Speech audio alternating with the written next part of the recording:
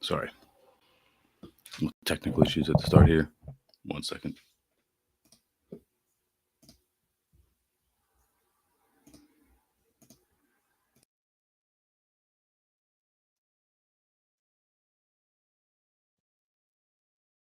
All right, now we're up and running. Sorry about that, folks. All right, so welcome back again to another reading hour. This is a reading hour for August 11th, 2025. So let's see, picking back up on the Gladio book. We are now at chapter 16. This next section here is the shooting in St. Peter's Square. Needless to say, writing about such matters as the Ipecchi murder, the underworld, and the conspiracy to assassinate the Pope has inevitably made me a target for wide-ranging attacks. This must be the author talking about himself here. So again, this is Unholy Alliance by Paul L. Williams. These serious threats from certain enemies and even enemies of enemies within the same circles, all in all, gave me the impression that at the very least I was getting near the truth. Investigating the assassination conspiracy, I felt obliged to study the Ipecchi murder and the relationship between the banker Calvi and the Vatican. This in turn led me to the scandal involving the P2 Masons Lodge and the connection between Calvi and the Italian mafia. If I hadn't investigated the connection between AGSA and the nationalists, the smugglers of the underworld and their international associates, the Vatican and the banker Calvi, Calvi and the P2 Masons Lodge, and finally the P2 Lodge and the Italian mafia, I would never have been able to get to the roots of the whole matter. Ergu Mumsu, Papa, Mafia, AGSA, 1984, known as the, quote, blonde ghost because of his aversion to cameras. Theodore Shackley had been one of the CIA's most infamous agents. That's an oddly constructed sentence, like a whole list of names. I guess these are all just people who are known CIA assets. But so this Theodore Shackley character, he had helped set up the heroin trade in Southeast Asia during the Vietnam War and had overseen Operation Phoenix, which involved the killing of 40,000 non-combatant Vietnamese who were suspected of collaborating with the Viet Cong. Interesting. Hold on, gotta block another bot here. Sorry, folks. The blonde ghost also served as a principal figure in Nugan Hand Bank, overseeing the deposit of billions in black funds into the Australian laundry. From Australia, he went to South America, where he took an active part in Operation Condor by organizing death squads. In Chile, he teamed up with Stefano della Chi for the murder of Salvador Allende. So this guy's prolific. He's involved in lots of shady activity, none of them on the side of labor, of the working class. In 1976, Shackley became the CIA's deputy director for operations, a position which placed him in charge of covert operations throughout the world. He used this position to set up corporations and subsidiaries throughout the world to conceal the agency's involvement in the drug trade and its ties to Edwin Wilson and other notorious arms suppliers who were providing highly sophisticated weaponry to Muammar Gaddafi in Libya and Saddam Hussein in Iraq. Yeah, as the old meme goes, the CIA is celebrating when they catch someone that they armed for decades. Many of these firms were set up in Switzerland and came to include Lake Resources Incorporated, the Stanford Technology Trading Group Incorporated, and Compagnie de Services Fiduciaire. Others, such as CSF Investments Limited and the Udall Research Corporation, were located in Central America. A few were established in the United States, including the Orca Supply Company in Florida and Consultants International in Washington, D.C. All were funded by heroin proceeds, and a few, including the U.S. firms, were interlinked with the Vatican. Yeah, once again, just reiterating and repainting this picture of the intricate web of the Vatican, the mafia, the heroin trade, the CIA, the other intelligence agencies, but mostly the CIA and the DEA, the military industrial complex as it exists, the U.S. arming and funding various reactionary right-wing, far-right militant terrorist groups, the Masons, if we hadn't mentioned them already, all tied together. And using shell corporations and all these, like, I guess you'd call them complicated, but just like standard financial instruments, just corporations, the LLC, the incorporated, the limited. After leaving the CIA in September 1979, Shackley formed Research Associates International, which specialized in providing intelligence to businesses. Or to business. Such intelligence consisted of classified CIA files that the blonde ghost had removed from the agency. Oh, very profitable, very cool. In 1980, Shackley's talents were sought by the Reagan-Bush Election Committee, and he became a key operative in planning the October surprise, by which the hostages remained in Iran until after the election. Mm, I'm not going to expound on that because I don't know all the details myself, but that also pretty much just sums up the entire October surprise scandal that kept the hostages in Iran longer than it needed to be so that Reagan could win the election, or Bush, whoever it was. The Safari Club is the next section here. Shackley was also a member of the Safari Club, an intelligence allegiance that was formed by Henry Kissinger on September 1st, 1976. Members included the heads of intelligence agencies of the United States, France, Egypt, Iran, Morocco, and Saudi Arabia, and a host of CIA agents and other former agents. The primary function of the club was the orchestration of terrorists and proto-terrorists by proxy groups throughout the world, from Renamo to Mozambique to UNITA in Angola, and from the Contras in Nicaragua to the Mujahideen in Afghanistan and Central Asia. In 1981, Count Alexander de Maurentius, chief executive of the Service de Documentation Extérieure et de Contre-Espionnage, so SDECE, or the French Secret Service, served as the leader of the Safari. Maurentius was also a member of the SMOM, along with CIA Director William Casey, Secretary of State Alexander Haig, Treasury Secretary William Simon, U.S. Ambassador to the Vatican William Wilson, Licio Gelli, Friar Felix Morleon, and General Santovito of SISMI. SISMI was the Italian intelligence agency, if I remember correctly. Through the SMOM, Maurentius became aware of John Paul II's negotiations with the Kremlin and agreed that the Polish upstart had to be removed from the Holy Office. Remember, they were talking about assassinating this guy because he was getting just a bit too friendly with the communists, as in wanted to just treat them on civil terms at all, as opposed to waging secret, clandestine, and underground war against them at all times, and anybody who might have a similar interest with them, so anybody in favor of workers. Good morning there, Shipples. How's it going? See if anybody else is popping off in the Instagram chat. All right, so continuing on. Shackley and Santovito is the next section here. Shackley arrived in Rome on February 3rd, 1989, for a series of meetings with General Santovito. The assassination, in keeping with the strategy of tension, would be blamed on the Soviets. The plan would involve a multitude of CIA associates, including journalist Claire Sterling, Paul Henze, the station chief in Ankara, Michael Ledeen, a consultant to the U.S. National Security Council. Man, Michael Ledeen is another name I hear a lot on the American Exception podcast with Aaron Good. He's constantly bringing that guy up for his involvement in these various related and similar clandestine operations. But continuing on, Friar Felix Morleon of the right-wing Pro-Deo movement, Francesco Pazienza, a CIA informant and SISMI official who helped engineer the Bologna bombing, and Frank Turpel, the agent who had been assigned to work with the Grey Wolves. Santovito soon emerged as the lead character in the assassination plot. He would handle all aspects of the investigation. He would provide cover for the co-conspirators. He would grant shelter to the assassins. As the head of the military intelligence and the commander of the Italian Gladio units, he was uniquely qualified for the role. By the time of his meeting with Shackley, the general working closely with Stibum, ensuring safety to the massive arms for drugs operation that had been set up by the Sicilian Mafia, the Turkish Babas, and the CIA. The SISMI general was also implementing the strategy of tension by launching terror attacks throughout Italy with P2 puppet master Licio Gelli. He was diverting the financial police from probing too deeply into the transactions of Banco Ambrosiano and the ongoing flow of millions in cash to the Vatican shell companies. He was serving the CIA by commissioning underworld figures to conduct hits on troublesome politicians, magistrates, pentiti, who were informers, and journalists.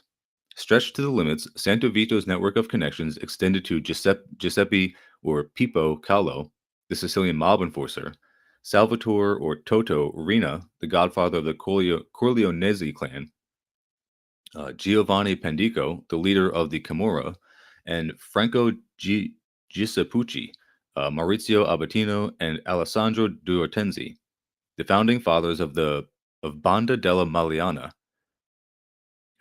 That was some kind of militant far-right group, I believe.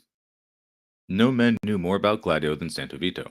No official was more valuable to the operation, and no individual was more at risk of exposure. It's funny that I've definitely heard Santovito mentioned before this in this book, but it's funny that he hasn't come up like more prominently, I guess. Because up till now, it's been mostly about like Roberto Calvi. At the very beginning, it was about like Hallowell, James Jesus Angleton, the Dulles brothers, all those like initial founders. But later on, it came to be more about the accountants. Uh, that's why we've been hearing so much about Roberto Calvi, and he's been having so much power. Anyway, going on, the Bulgarian thesis is the next section here. In Rome, Shackley and Santovito worked with Francesco Pazienza, the second in command at SISMI, and Friar Felix Morlian, a Dominican friar and former OSS spook, in developing, quote, the Bulgarian thesis, a bogus scenario to place the blame of the murder of John Paul II on the Soviets. Morlian had discovered the perfect patsy. Sergei Ivanov Antonov, a Bulgarian communist working in Rome for the Balkan Airlines, lived one floor above Morlian in the same apartment building. Since Antonov constantly traveled back and forth from Bulgaria, he could be presented as an agent for Bulgaria's Committee for State Security, the CSS, who had been commissioned by the KGB director Yuri Andropov to kill the Holy Father. So they're gonna just make up this entirely fictional plot and blame it on this poor guy. The contract, according to the script, would have been necessitated by the Pope's support of solidarity and his capacity to unite the Polish people in opposition to Soviet rule. Hmm. I guess how does that make sense? I guess why would the communists want to assassinate the Pope that is being friendly to the Soviets? I guess just because he could possibly unite the Polish people against the Soviets if he wanted to, even though he's not doing that at the time. Yeah, it's gonna be a thin plot here, or a thin ruse. As soon as the investigation of the Holy Homicide got underway, a team of CIA spin doctors, including Claire Sterling, Michael Ledeen, and Paul Henze, would circulate the quote thesis and manufacture connections between Antonov, the CSS, and the Kremlin. To make matters more believable, Antonov, with his sinister Russian-sounding name, could be depicted as an agent who also worked in tandem with East Germany's General Intelligence Administration. Uh, well, that's some crazy German. I'm not going to attempt it. This enhancement could be useful since a certain Antony Ivanov Antonov, a Turkish cog in the drug smuggling ring, was alleged to have served as an East German informant. So, a different, unrelated dude with the same name had been alleged to serve as a East German informant. So they're going to use that to their advantage as well. Cool. Henze, who possessed a literary flair, served as the CIA station chief in Ankara. For this reason, he could be counted upon to provide manufactured, quote, inside information on Antonov. Ledeen, who acted as the CIA's contact with SISMI, had close ties to NBC and other major American news outlets. Sterling remained the CIA's leading agent of disinformation. Now remember, this is how far back this stuff goes, the CIA's involvement and control over the news outlets. We haven't even got into like Operation Mockingbird here at all. Like, I don't think that's been once mentioned in this book.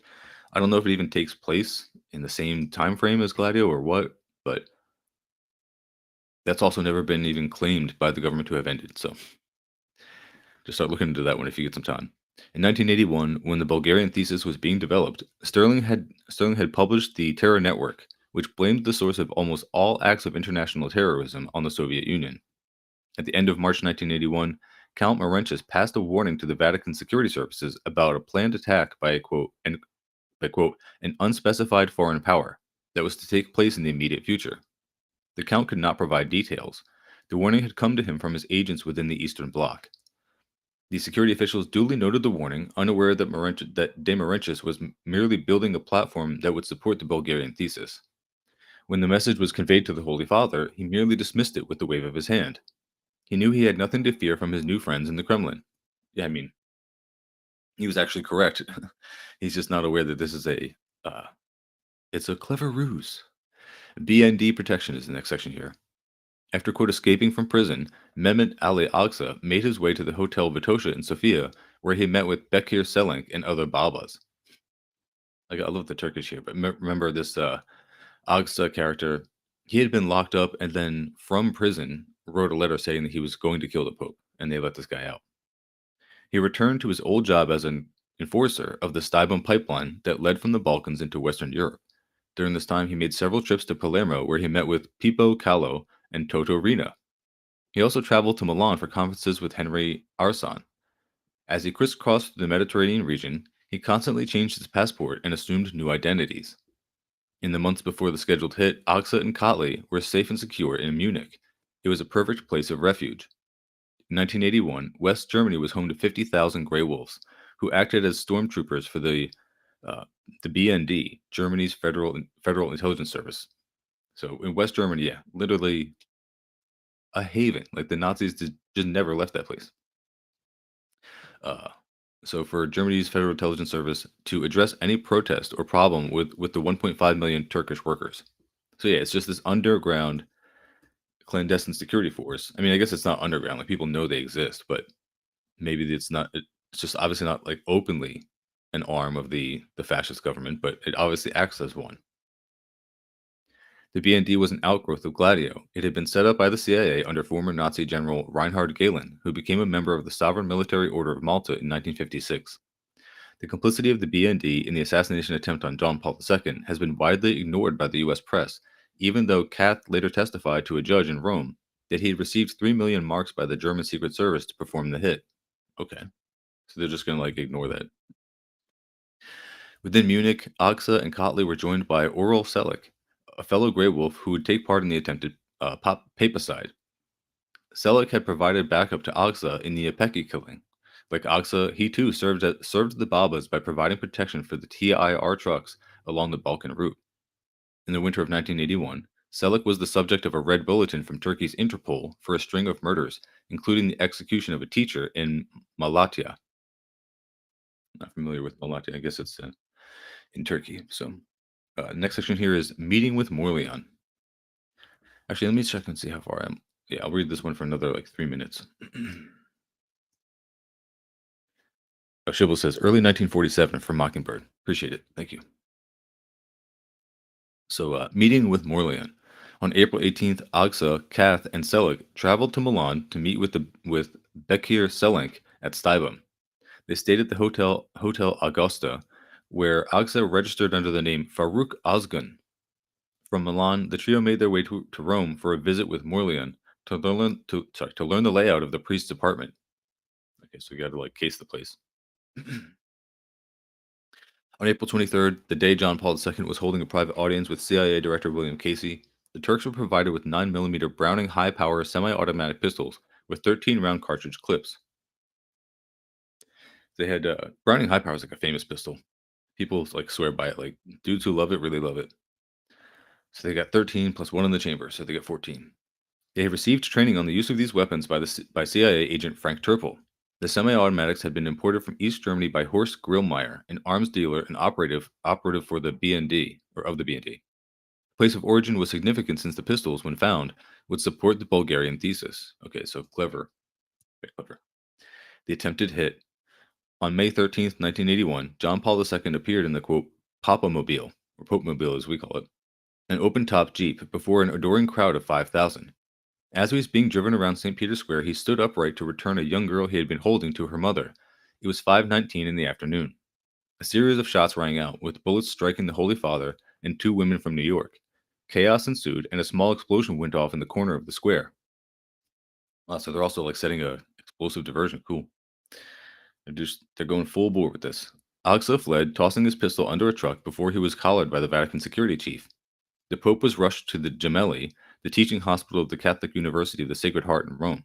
He had been struck by 4 bullets. 2 remained lodged in his lower intestine. The others had hit his left index finger and his right hand. He slipped in and out of consciousness. His blood pressure fell dramatically. His pulse was weak and faltering. By the time he reached the operating room, John Paul II had lost between 5 and 6 pints of blood. Quote, a moment or two later, Dr. Francesco Quisiti later recalled, quote, it would have been too late. One of the bullets had passed within a few millimeters of the central aorta. If that had been nicked, death would have been almost instantaneous. On exiting the body, the same bullet came within a centimeter of shattering the Pope's spine. He had survived by a miracle. Yeah, this is one of those things you get very lucky. Um, People who are into like firearms, like you end up hearing about just ballistics and how they work. I guess he's very lucky they didn't use some kind of like hollow points that would have shattered and fragmented and created all this shrapnel in his body. Uh, People don't usually survive that kind of thing. So I guess I'm gonna bookmark this one here for today. The next section we will pick up tomorrow is the crime scene, because it's going to get more involved and talk about how they go up covering how this was orchestrated. I'm sure. Anyway, let's switch over to the Western Marxism book. Let's now go back in time a few years. In 1999, a war unleashed by NATO without authorization by the Security Council of the United Nations did not hesitate to hit, quote, civilian targets, nor to destroy Yugoslavia. The nature of this war was very clear due to its apologists. Quote, only Western imperialism, even if few love to call it by name, can now unite the European continent and save the Balkans from chaos. End quote. What good emerges from Kosovo, cut off from Yugoslavia, and become the site of a gigantic US military base, is what the world should now take note of. NATO can, at will, do everything necessary to defend its vital interests. Yeah, this is becoming more increasingly relevant with time. However, at the start of the military operations, a major exponent of Western Marxism dared to write, quote, we must recognize that this is not an act of American imperialism. It is, in effect, an international, or to tell the truth, supranational operation, and its objectives are not guided by the limited national interest of the United States. It is effectively aimed at protecting human rights, or to tell the truth, human life. Yeah, very, what do you call it, ballsy, just kind of like, it's so brazen to just lie so openly and say that like NATO is not an arm of American imperialism, that's not blatantly acting in the interest of American imperialism. A year later, Empire announced the good news. It no longer made sense to speak of imperialism as Lenin had. The world was now unified economically and politically. Oh, really? Even, quote, perpetual and universal peace had been assured. Yeah, this is real end of history shit. This reassuring message was launched while, as we have seen, imperialism was being rehabilitated, explicitly or indirectly. It was a campaign that began with the dissolution of the, quote, socialist camp and of the Soviet Union itself, and proceeded to grow on the wave of the wars unleashed by the West and its leading nation, without authorization by the UN Security Council, to demonstrate that no one could resist the sovereign imperial will of Washington and its closest allies and vassals. Yeah, I mean, that has been pretty much the resounding message of every conflict for the last, again, for our entire lifetimes. It's like the West will, can, and do whatever it wants and frame it however it wants, and everyone else is just has to accept it if they're not going to be able to resist it by force. And again, with the anti-imperialist bloc presenting itself as like a viable alternative for the first time in our lifetimes, we're seeing that get to be challenged in like the ways it's reacting. In the euphoria of those years, the cry of jubilee intersected with the announcement of ambitious programs. The West, as authoritative scholar Barry G. Buzan observes in 1991, had, quote, triumphed over communism and over third worldism. I guess the third world is just going to go away. I mean, that literally is the plan. Like, if it hasn't been like explicitly spoken by the far right, that's the plan of the neoliberals and the, quote, progressives in the West, is that the third world does just materially go away, like become extinct, while they get like automated luxury neoliberalism in the West. And so it could calmly remake the world. The year after, the more or less official philosopher of the Western, quote, open society, Karl R. Popper, referring to the ex-colonies, proclaimed, we, quote, we liberated these states, the ex-colonies, too quickly and too simplistically. Again, just like so racist to say that they were liberated. It is like, quote, abandoning a childcare center to its own devices. Okay, there you go, with the fucking infantilization. For whoever still had not understood in 1993, the New York Times Magazine, a Sunday supplement of the most important newspaper in the United States, was unable to contain its enthusiasm, as seen in the title of an article written by a British author, Paula Johnson, quote, colonialism's back, and not a moment too soon. Yeah, they exalt in this stuff. They fucking love it. They love being white supremacist, and they love any opportunity to really just soak in that.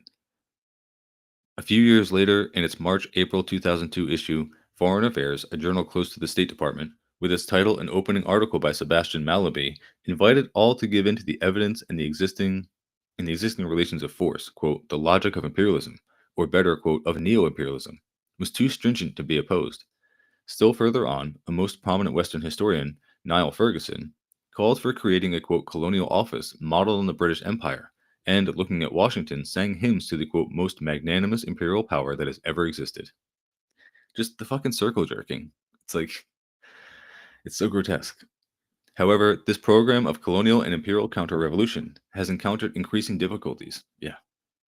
Uh, I don't know what they mean here, but I guess we'll find out. But I would say bricks. And so today we see increased analysis, discourse, and concern about the rising danger of a large-scale war, of a third world war that could cross the line to become nuclear. One can then understand why the United States has for some time aspired to guarantee itself, quote, first strike capability, and exercise the terrible power of blackmail over the rest of the world.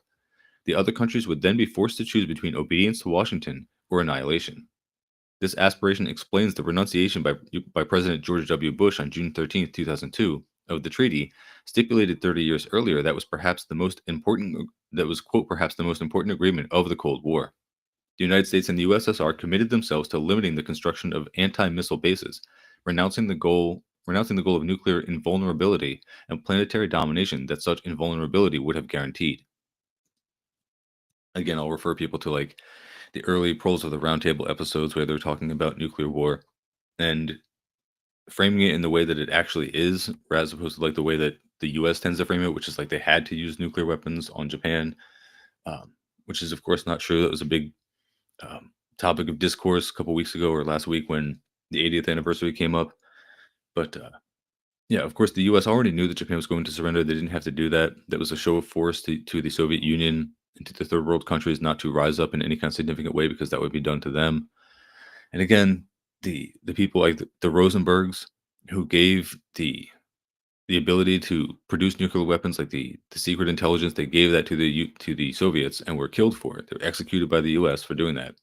Are quite literally heroes for having done that because once the Soviet Union actually had a countervailing threat of nuclear weapons themselves, that stopped the U.S. from being this just like monstrous beast dominating the world even worse than it already has. So continuing. The war that the United States is preparing for is against China, the country born of the greatest anti-colonial revolution in history and directed by an experienced communist party, or against Russia, which under Putin has wrongly, according to the White House, thrown off the neocolonial control that Yeltsin had accepted and adapted to. Thanks to savage and predatory privatization, the West was in fact able to control the immense energy patrimony of the country. The new international situation, thick with dangers, finds Western Marxism completely unprepared. Negri and Hart's announcement of the advent of perpetual and universal peace has reduced them to servility. The discourse of Maromao, who identifies democracy with the cause of peace, is subordinate to the Western ideology of war and can only serve to legitimate the crusade of Washington against China and Russia. Likewise, inadequate and misleading is the thesis dear to Harvey of eternal rivalry and, quote, inter-imperialist war. Yeah, I can't stress enough that like there are not competing imperialisms, there's only still one empire. It is certainly not with this category that we can understand the military expeditions by the West, and especially by its leading nation, after the triumph in the Cold War, and in a period when the United States was the solitary superpower and absolutely unrivaled. The December 1989 invasion of Panama, the First Iraq War 1991, the War against Yugoslavia 1999, the Second Iraq War 2003, the War against Libya 2011, in these same years, the United States intervened in Syria to accomplish the regime change that U.S. neoconservatives had called for in 2003 and now succeeded in at the end of 2024.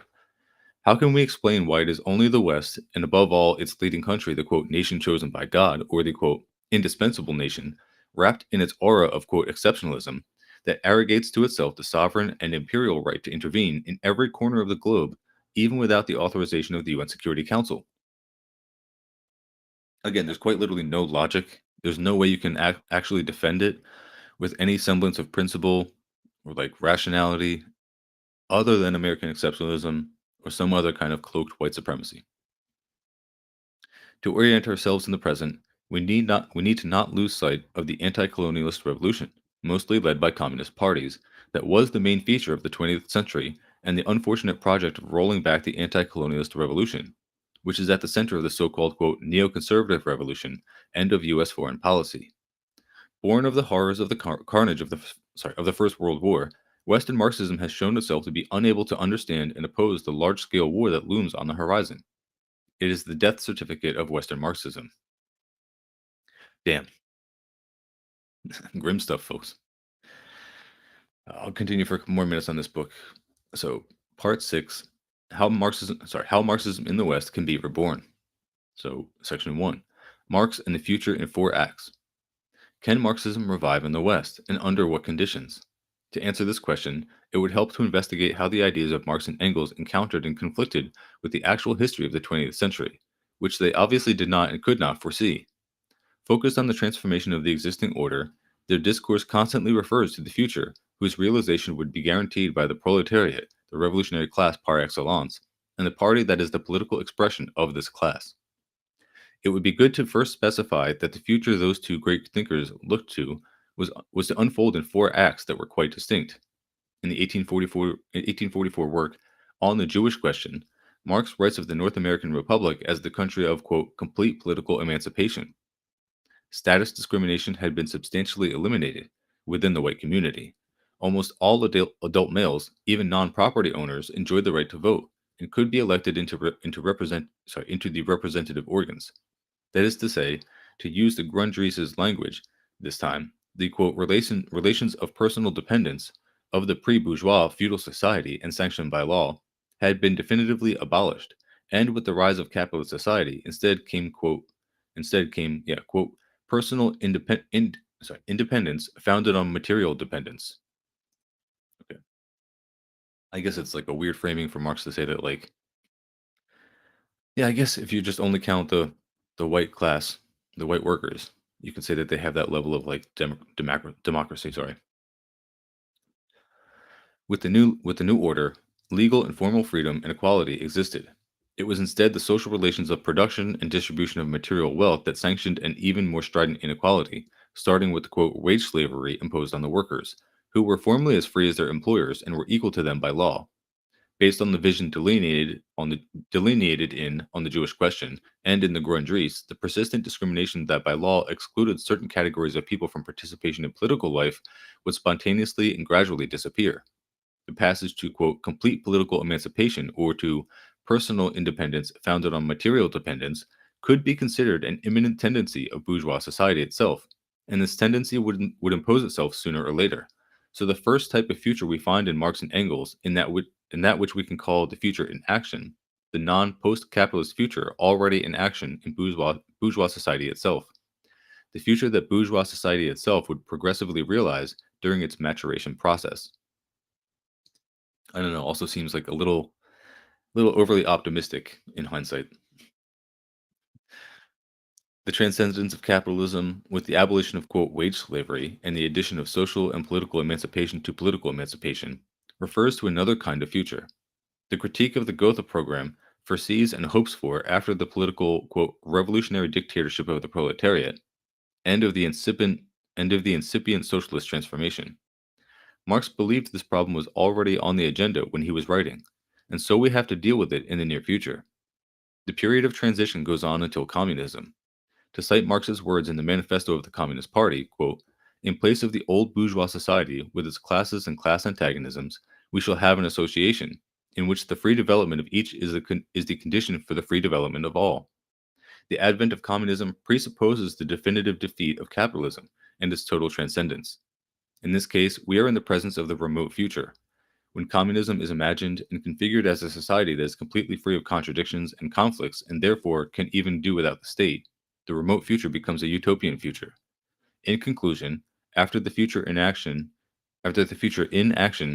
due to a dialectic internal to bourgeois society that realizes, quote, complete political emancipation, the building of the post-capitalist order embraces three types of future: the near future, the remote future, and the utopian future. Hmm. All right. So I'm going to bookmark this one here. And now switch over to the third book. So we're going to pick back up with The Soviets Expected It by Louise Strong. Again, this is about life in the Soviet Union, the conditions uh, in the run up to and during World War II, fight against fascism.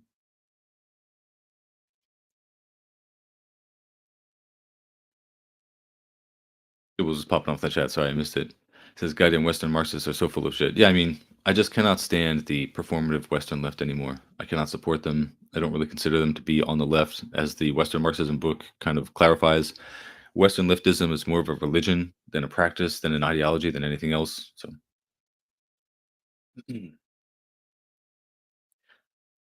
I guess did Walter Benjamin write "We must liberate the Palestinians"? United States again bombing countries into quote democracy. Yeah, yeah, it's the playbook. All right, so continuing with the Soviets expected it. A new and daring diplomacy thus appeared in the world arena. Sorry. Gonna make that a little smaller. Like I said, a new and daring diplomacy thus appeared in the world arena. It sought two aims: to strengthen world peace and to assist the national independence of the weaker powers. These aims were not only in consonance with Soviet ideology, they were based on the Soviet Union's own needs. Peace and a chance to rebuild was the need of the nation. Its own great territory was large enough for all possible expansion. Its peace was most likely to be cracked by the imperialist hungers of the major powers. Its natural allies were among the weaker and colonial peoples. Other allies existed among the common people of even the imperialist nations, for in no land do the common folk normally want war. Perfect peace the Soviets believed to be impossible under capitalism, but conflicts vary in extent and intensity. They especially sought peace on their own borders, and also what might be termed a maximum of world peace. Even the idea that the even the idea that world war might promote world revolution was discountenanced. Quote, the Soviet Union needs no foreign wars for transforming the world, said Manilsky, Russian delegate to the Congress of the Third International in 1935. Quote, peace is indivisible, said Soviet diplomacy, in the person now of the busy Litvinov, shuttling to world congresses to argue that an aggression tolerated anywhere was likely to spread and to threaten the peace of all. He made his world reputation first at the disarmament conference in Geneva, where he annoyed the British and French delegates by suggesting that the powers should really disarm. Speaking of the nuclear question, the Soviets were the first to sign the Kellogg Pact, proposed by the United States. They were the first to sign any international peace pact or proposal, sometimes before they were invited. Litvinov won a wide support among peace-loving groups around the world, but without much affecting the policies of Britain or France. Hmm.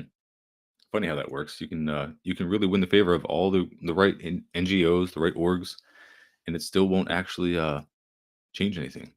It's so crazy. Some of the smaller or weaker governments, however, began rather grudgingly to rally around the USSR in return for benefits received.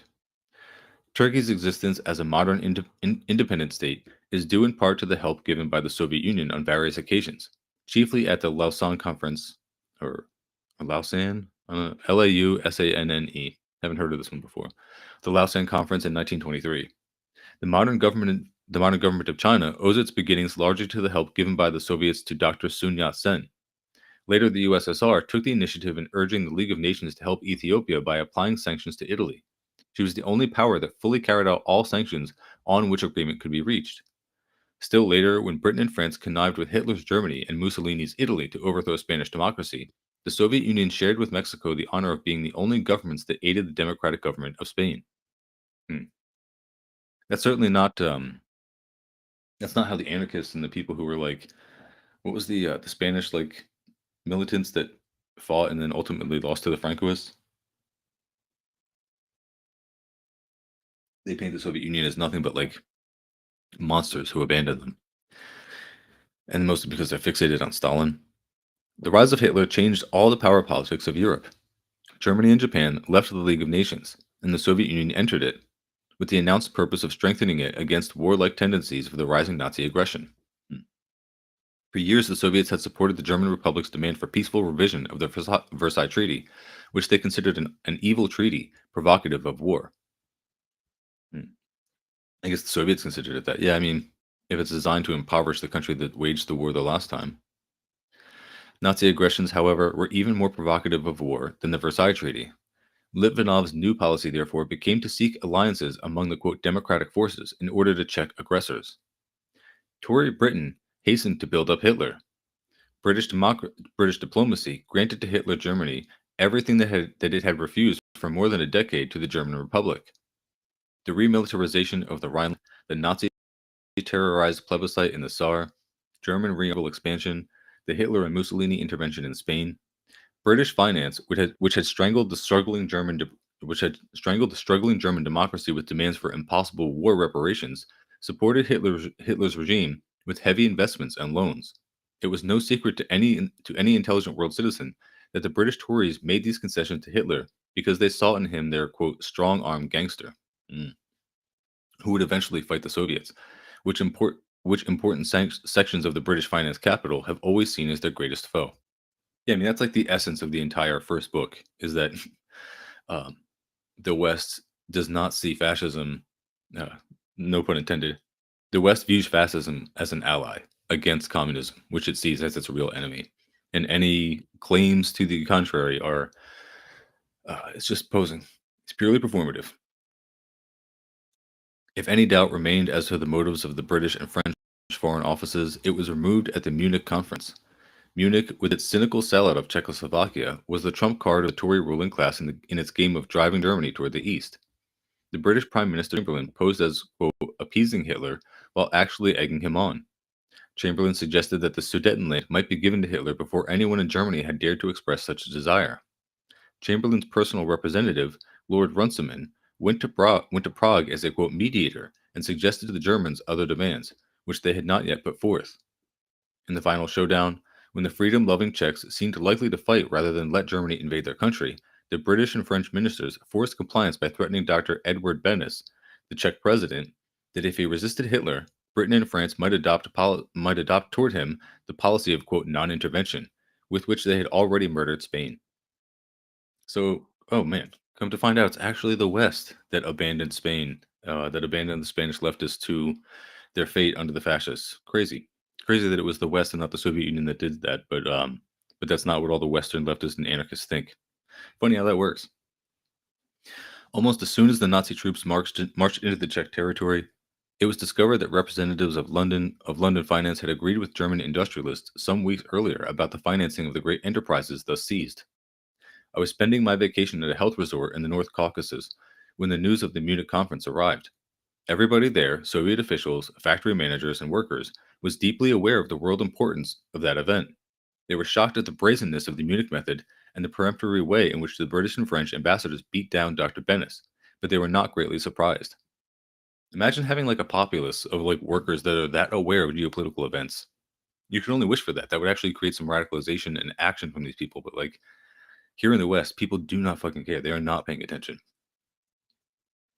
Long since, they had known what to expect of Daladier and Chamberlain. What surprised them most was that it could so easily be put over on the British and French people as a, quote, peace settlement again. So they were just always as unaware and oblivious. They had expected more intelligence there. Yeah, that's your mistake, Soviet citizens. Sorry. You should not expect that from the West. In the brief days when the Czechs declared resistance, a cheerful approval filled the health resort. A few highly placed officials, military and diplomatic, made tentative airplane reservations back to Moscow. Quote, we may have to go back to support the Czechs. Then came the news that Bennis had capitulated and they canceled the reservations. Quote, there's nothing we can do now. One of them said to me at dinner, better stay on here and get my health in good condition for the next crisis, when the attack comes, possible on Poland or France. Hmm. They can almost like predict the future. They're so good at the historical materialism. There was a brief discussion that first evening about the forces behind that Munich settlement. Why was Daladier willing to sacrifice 27 good Czech divisions and the Czech, quote, Maginot Line of fortifications? What made him give to his enemy Hitler one of the most famous armament plants in Europe, the Skoda works? Was he a conscious traitor or weak? The manager of a local industry who lived in the Caucasus because of tuberculosis said, quote, you can explain it in 4 words. They're afraid of Bolshevism. Hmm. Quote, they're worse than that, replied a man from Moscow. Quote, they're afraid now even of their own democracy. They don't dare let the Czech democracy over the people or the People's Front of France survive.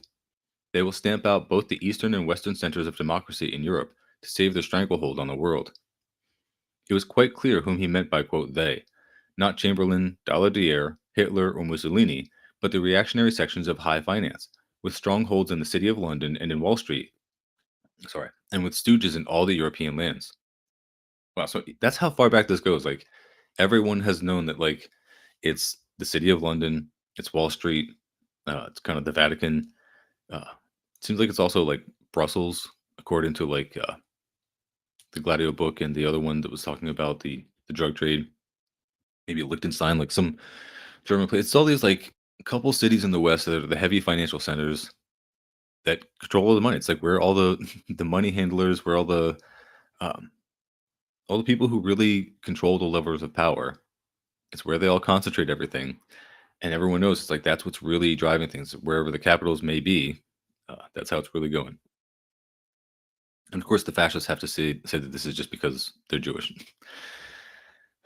With rapid acceleration, Hitler's aggression now moved toward the Soviet borders, seeming to receive encouragement from the Chamberlain government at every step. On March 15th, 1939, in an act of insolent and international outrage, the German forces marched into disarmed Prague. On March 18th, the Soviet government informed Germany that it, quote, could not recognize the annexation of Czechoslovakia. Moscow at once proposed to Britain an immediate conference of Britain, France, the USSR, Poland, Romania, and Turkey to devise the joint means of resisting further aggressions. Chamberlain replied that the proposals were, quote, premature. As if on signal, Hitler on March 22nd seized Memel, chief seaport of Lithuania. Hmm. He rattled the sword over Danzig, the other chief port in the southeastern Baltic Sea. Mussolini, not to be left behind, seized Albania on April 7th, quote, and at once called 5 more classes of reservists to the colors. By mid-April, 7 German divisions stood on the border of Poland awaiting the order to march. Provocative incidents began, increasing with the advance of summer. The U.S. State Department, according to Alsop and Kintner, was told by its representatives abroad that the highest French officials put the chances of war at 10 to 1. It's crazy. So yeah, on one hand, they're saying don't act to prevent war. Don't try to make these pacts to prevent further aggression from Hitler. That would be too premature. But here he is doing all this shit. Here's Mussolini doing all this other shit. It's almost like they just wanted to enable him. It's almost like they always saw Bolshevism as the real enemy. While the Nazi fascist forces marched east in full battle array, important voices were raised in Britain and France, demanding a military alliance with the USSR. Quote, Russian aid is vital to the democracy, said Pierre Cot, France's former air minister. Quote, unity with the SSR can save peace, said Lloyd George, Britain's former prime minister. A Gallup poll taken during April found 92% of the British voters in favor of an alliance with the USSR. The Soviets themselves were suggesting various forms of a triple alliance among Britain, France, and the USSR to guarantee both Eastern and Western Europe against further Nazi aggression. Again, all of these solid plans from the Soviets, how they could actually have stopped Hitler, how they could have actually crippled him in the crib, and the West never went for it. It's so weird.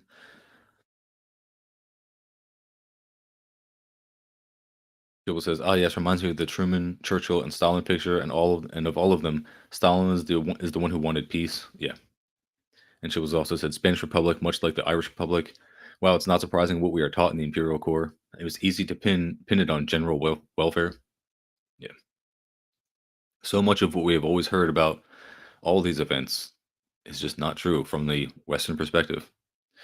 Throughout the critical months of oh yeah, each of these suggestions was put on ice by the Chamberlain government for a fairly long time, and then turned down. Questions asked in the House of Commons about the Soviet-British discussions were evaded by Chamberlain. Hmm. Throughout the critical months of April and May, the Chamberlain government not only evaded or refused Soviet proposals for alliance, but seemed to be seeking a further agreement with Hitler. Yeah, so they weren't just passive, they were active in support of the fascists. Throughout the critical months of April, sorry, I read the part.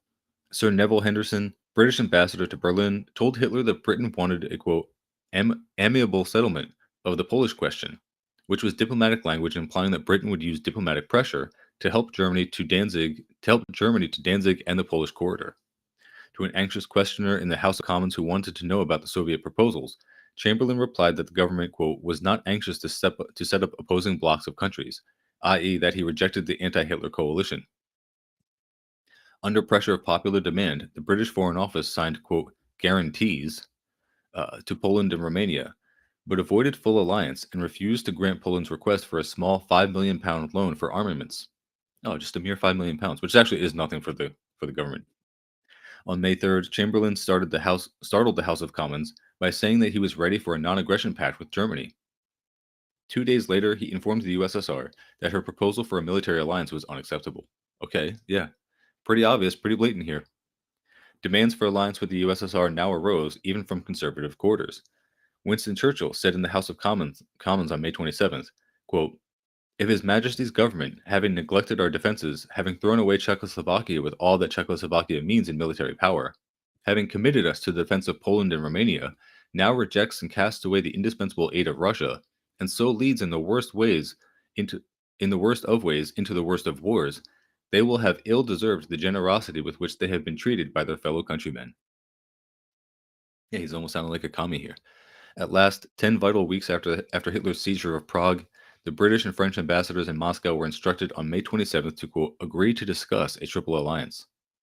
After another delay of 3 weeks, a special representative of the British Foreign Office, Mr. Strang, arrived in Moscow to handle the discussions but without authority to conclude them.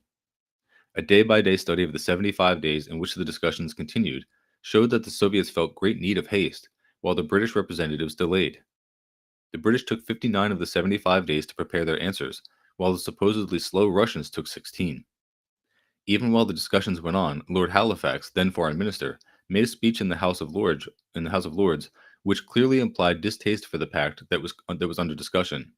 The chief bombshell during this period, however, was the disclosure toward the end of July that the British Parliamentary Secretary of Overseas Trade, Mr. Hudson, had been discussing with a German official, Herr Waltot, the loan of half a billion or even £1 billion to Germany. Hmm. Almost like they had all these crazy side business. The Moscow leaders saw war approaching ever closer. It seemed to them that the British spokesman trifled, or worse, that they chose to send war east. Yeah, they wanted that to happen. They wanted Hitler to take out the Soviets for them. There was like, I'm sure it's going to be mentioned in here, but I can't remember what British politician said it. It's a shame, or it might not be relevant to this, but they wanted both sides to lose. They wanted the Nazis and the Soviets to just kill each other so that they could have dominion over all that territory. But if they had to pick, they would like the fascists to win because they saw the communists as the enemy. Far-seeing Britons were also deeply disturbed by the situation. Quote, the world is trembling on the brink of a great precipice, said Mr. Lloyd George in a by-election campaign. Most British opinion, however, was lulled by the discussions going on in Moscow and the belief that the proposed alliance was getting somewhere. Twice, Moscow attempted to break through to the British people and let them know that the hoped-for alliance was failing. On May 3rd, Maxim Litvinov, Soviet foreign minister, resigned. Anywhere in Europe, the resignation of a foreign minister is a declaration to the world that his policies have failed. For nearly 2 decades, Litvinov had symbolized to the world a certain program, a program of peace, secured through alliance of the world's democratic forces. It was, of course, not Litvinov's personal policy. It was the policy of the whole government of the USSR. Yet Litvinov personally symbolized it. His long residence in Britain and his British wife gave him personal connections with the Western democracies. Perhaps this led him to overestimate the strength of the democratic forces in France and Britain, and to believe that the British and French people might control the imperialist semi-fascism of Chamberlain and Daladier. Yeah, I mean, he was under that Western democratic delusion. The forces of democracy had failed, and Litvinov with them. They had failed in Manchuria, in Abyssinia, in Spain, in China, in Austria, in Czechoslovakia, in Albania, in Memel. 8 years of failure. They were about to fail in Poland. A signal was needed. Litvinov's resignation was that signal. The British press, however, was so accustomed to treating the Soviets with triviality that after the first slight shock, they implied that Litvinov had been, quote, liquidated by Stalin for some imagined fault. Meanwhile, Litvinov himself quietly began to work on his new task, the writing of the history of Soviet foreign affairs during a certain epoch. The epoch was over. The policies had failed. 6 weeks later, Moscow gave a second signal. On June 29th, Andrei Zhdanov, chairman of the Foreign Affairs Commission of the Supreme Soviet and known to be one of Stalin's very closest co-workers, published an article in Pravda. He openly declared that the negotiations with France and Britain were making no progress, and that he, for one, did not believe that the British and French really desired an alliance or had any intention of resisting Nazi aggression. Yeah, very astute. You're catching on. He bitingly implied that the chief reason for the negotiations might be to keep Moscow quiet while Hitler prepared his attack. Also very good, also very astute.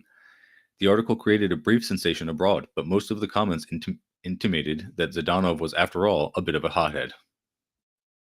Yeah, he's right too early. That's the fault of all the tankies. Yeah, that's how it always goes. All right, I'll do another like 6 minutes here.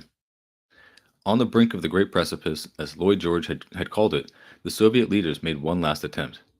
Toward the end of July, when the European foreign offices all knew that Hitler intended to seize Danzig and the British corridor within a month, Moscow suggested that Britain and France send a military mission to Moscow to discuss the mutual defense of Eastern Europe on the spot. The Soviets received what they considered another symbolic slap in the face.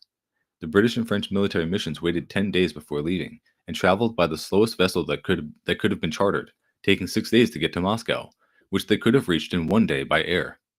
When they arrived, it was discovered that they had no authority to agree to anything, but had to report even minor details back to London. Members of the mission later bragged that they had gone to learn all they could about Soviet military strength, while telling as little as possible about their own. Meanwhile, Britain adjourned to political discussions, recalling Mr. Strang by air.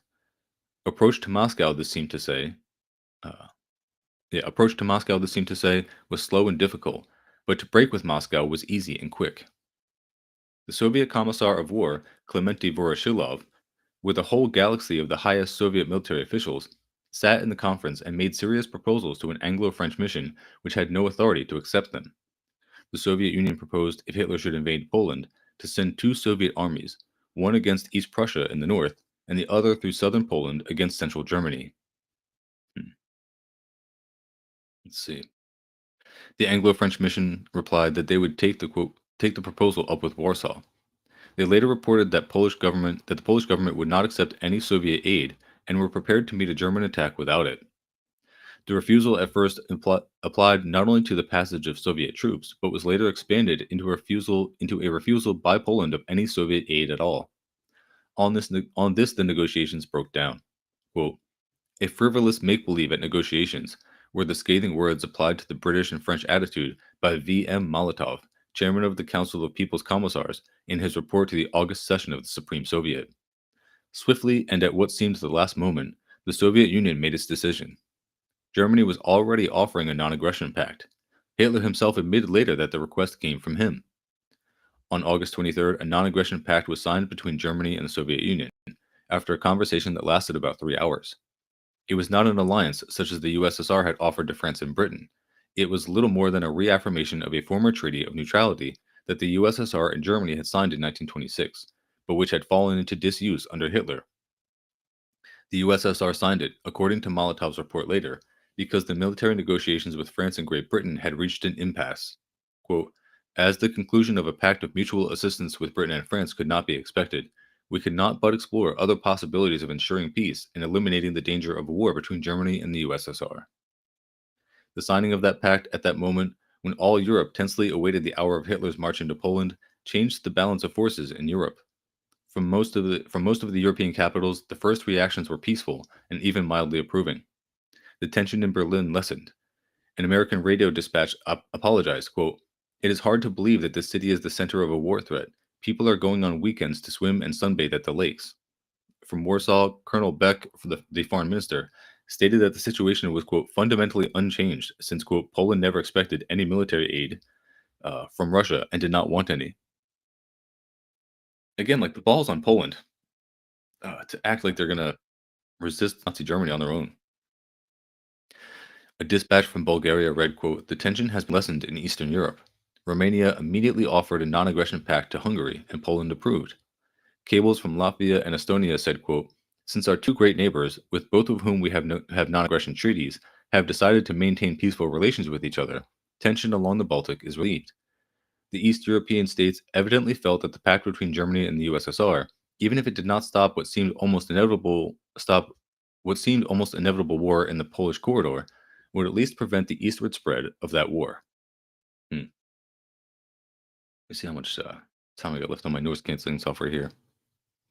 I'll do like 2 more minutes, sorry. Much less cheerful were Hitler's allies. Mussolini obviously disapproved.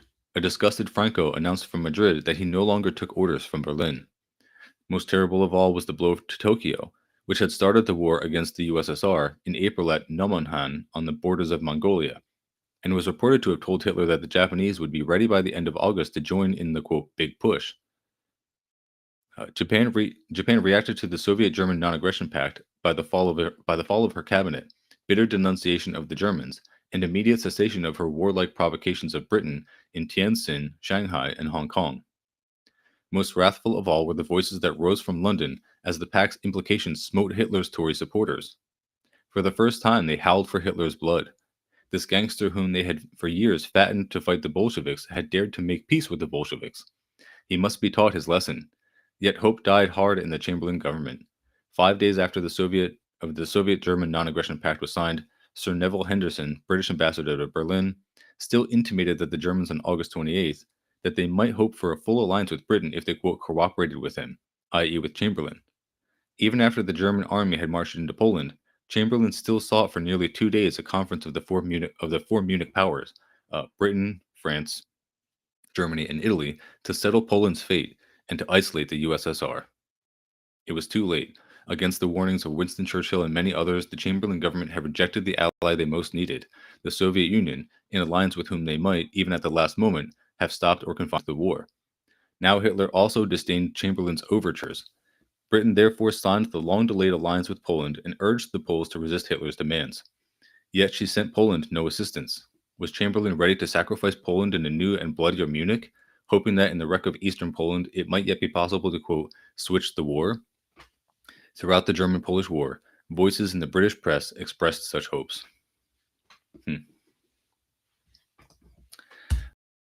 All right, I will bookmark this one here, and I will pick up again on the next reading hour. But again, thank you all for joining me. I hope you guys are finding these full and entertaining in some way. It's just crazy. It's crazy just to learn about the actual order that we live under as opposed to the fictitious democracy that people seem